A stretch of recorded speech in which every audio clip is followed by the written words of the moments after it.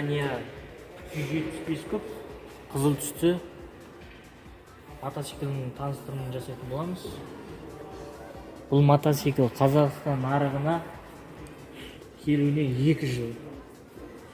Бүкіл әлем нарығында 30 жылдан бері жұмыс жасап келе жатқан ірі компанияның бренді бұл. Қытай бойынша бестікке кіретін, әлем бойынша ең ірі 10 мотоцикл өндіретін компанияның бірі деп айтуға болады. Sanya мотоциклі ең бірінші бұда сапа, качество дейді орысша айтқанда. Сонысымен әйгілі. Өздеріңізде білесіздер, ешқашан ол бренд деген нәрсе жай бренд бола салам деп бола салмайды. Халықтың саралауымен, халықтың қалауымен бренд болады. Бүгін міне 175 күп 28 модель мотор штанг мотор болады. Әдеттегідей негізі мал шаруашылыққа осындай дұрыс, өйткені штанг мотор мал шаруашылықта өте сұранысқа ие, күші зор болады. Екіншіден запчасы көп табылады. Каждый жаңа қытайский мотоциклдердің запчасы бір-біріне түседі. Неге тұрғанмен Саняның оригинал запчасы біздің өзімізде болады, бізден алып салуға болады. Аптолы болсын, кішігірім болттар болсын, бізден табылады. Әдеттегідей Саняның логотиптермен және брендтің атымен штанговый мотор, воздух ақыл еженесі бар. Жаңағы мотордың құмырын ұзарту үшін, ішіндегі жаңағы лай батпақтардың көбейіп кетпеу үшін осындай нәрсе қойылады. Одан кейін жаңағы ауаны ластамауға да бұл көмектеседі. Скоростың бәрі алдыға түседі. Алдыға басасыз, айналмалы скорост. Сосын кейін септің защитасы бар, жаңа септің қорғанышы. Енді аяқ қойғыш мотордың астына жабысқан. Тірегіштері әдеттегі мотоциклге қарағанда ұзынырақ болады. Одан кейін батпаққа кіріп кетпеу үшін, жерге кіріп кетпеу үшін осындай төртбұрыш нелер қарастырылған. Мотордың астында защитасы бар. Моторды қорғайтын қорғаныш темірі бар. Енді мына жерде жаңа дізені қорғайтын темір. Дизе қорғаныш деп айтуға болады. Мықты сапалы темірден жасалған. Көп адамдар айтады, мына жерде бардошек жоқ деп. Негізі ол жаңа нағыз оригинал, нағыз бренд мотоциклдерде ол қарастырылмаған. Ямаханы көріңіз, Хонданы көріңіз, ондай бардошек не үшін жасайды жаңа? Өтпейтін, одноразовый мотоциклдерге жасайды оны. Енді мынаған сол сияқты бардошек салам десеңіздер, енді қатты қиын емес. Мына жерден 4 тесік кесіп, оны салуға болады. Ол стандарт барлығына ойластырылған, не салу керек болып жасайды. Енді шын мәнінде енді ол бардошек негізі мынаған керек емес нәрсе. Өйткені мына жерде тізеңізде босық болмаса,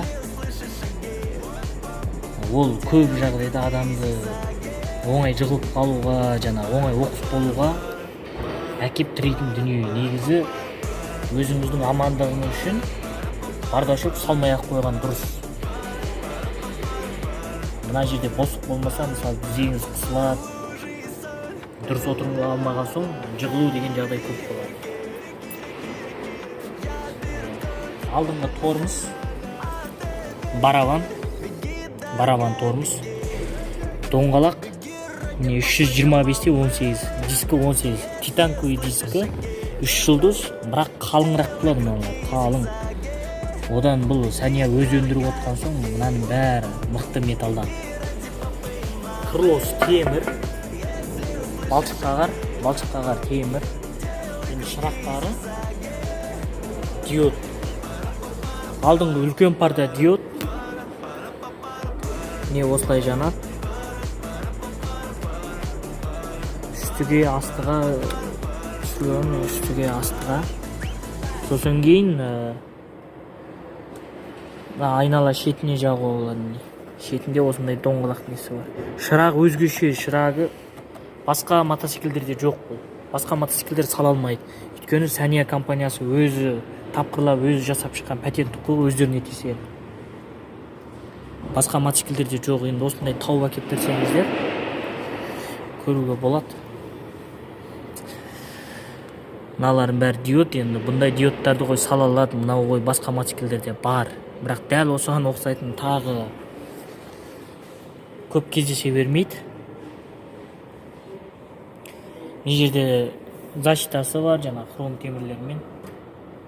Муларды чырак, штоктарды сынып калмаш үчүн жана жыгылган жагдайда. Эми мына колдун айналасында эмне колду коргойтун бу да хром темирлерден. Эми щитокты караңыздар. Кымбат щиток бул. Эмне жанганда осулай көрүнө ма, осундай коңур ак болуп жанат. Эми кнопкаларын тааныштырып өтөйүн. Мына жана пасостуку бул. Эми мына жана чыракты жогорга, төмөнгө көрсөтөт. Эми мына болсо поворотник чырактар менен. Эмне жанган көрүнүштөрү.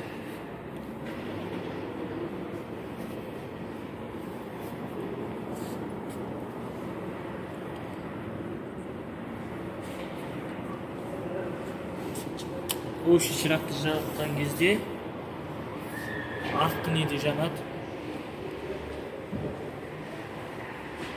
Барлык чырактарын жаккан кезде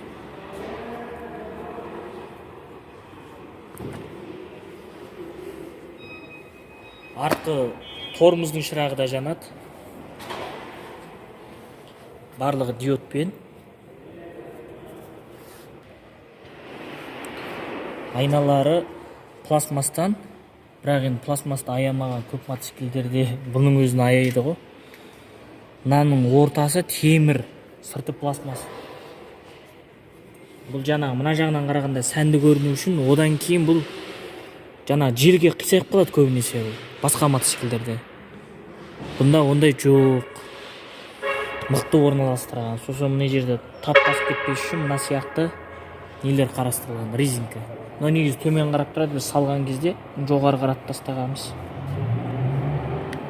Эми осулай турат, суу өткүзбөйт, тат баспайт.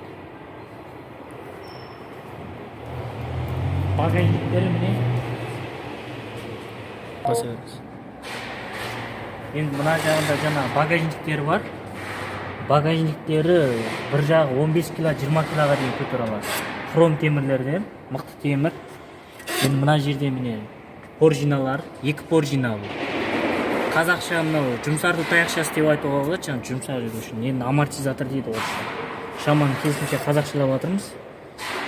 Эми мына жерде мына да жана мыкты темирден жасалган, бунун бээрине жана жоопкерчилик берген кадимги. Эми мына жанагы май көрөтүн не? Мотордун майын текшерет. Мотордун майын текшерет. Енді мынау жана мынаны басқан кезде арт жағындағы чырак жанат, тормоз чырак. Сосын кейін багажникті жүк басқан кезде тез чиреп түсіп қалмас үшін мындай мына жерде ортасынан көтеріп тұратын тағы бір темір ойластырылған. Мына темір болмаса мотоциклді алудың қажеті жоқ, мына багажникті алудың қажеті жоқ.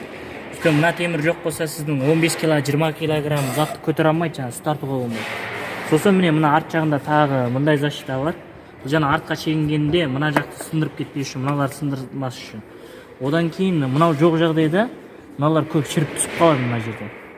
Өйткені мынау бүйтіп көп жүрген сайын ішке тербеледі бұл. Ішке сыртқа қарай тербеледі. Сосын мына жерден шіріп түсіп қалады, мына жерден шіріп түсіп қалады. Енді бұның багажникнен ақша аямаған, техниканы аямаған багажник жақсы деп айтуға болады. Боковойлардың бәрі темір. Мына темір болтпен отырғызған. Құда жана түсіп қалу, өз-өзінен жоғалу деген әңгімелер жоқ.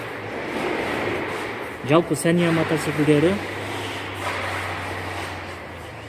осы Қазақстан нарығында нөмірі бір сапалы мотоцикл деп айтуға болады. Өйткені біз жай сөзбен гарантия бермейміз.